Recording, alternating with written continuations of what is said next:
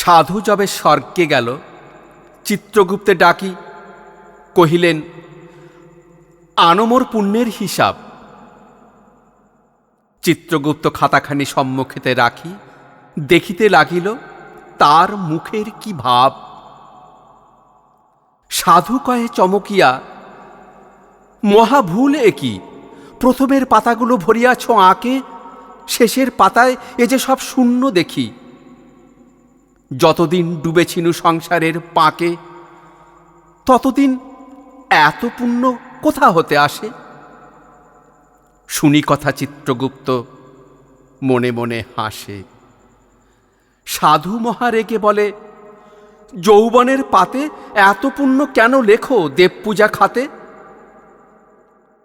চিত্রগুপ্ত হেসে বলে, বড় শক্ত বোঝা, যারে বলে ভালোবাসা তারে বলে পূজা।